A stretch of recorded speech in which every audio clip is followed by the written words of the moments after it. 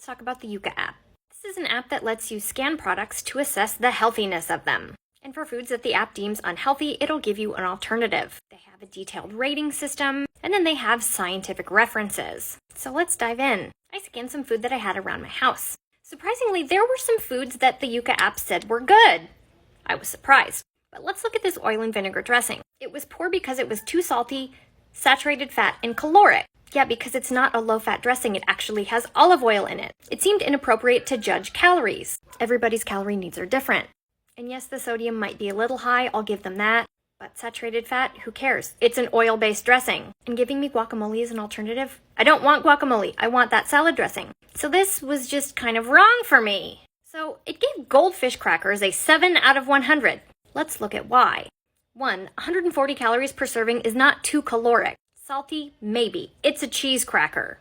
This is not surprising. But let's look at those harmful additives. And it's only one that they call hazardous, and it gave it a red rating, which I thought was kind of ridiculous. So annatto is coloring made from the seeds of an achiote tree. In large quantities, it might exacerbate IBS symptoms for people with severe IBS.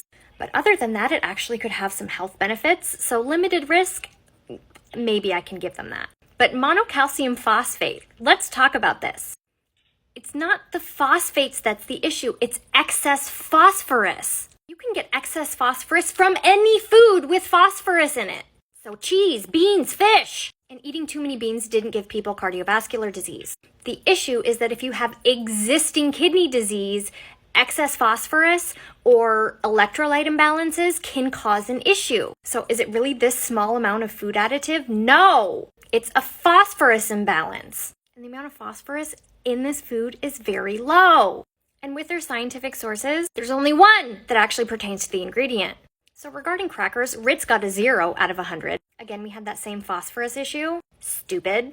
But these ones got an excellent rating. But the price difference is huge, and you get tons more Ritz crackers and just a handful of these. And are my kids going to eat these? Probably not. So they don't address issues like cost. They don't address issues like quantity difference. And any app that rates food as good or bad and doesn't address issues like, no, it's not the actual ingredient, it's the potential for too much phosphorus in general, which you can get from anything, these things are still problematic.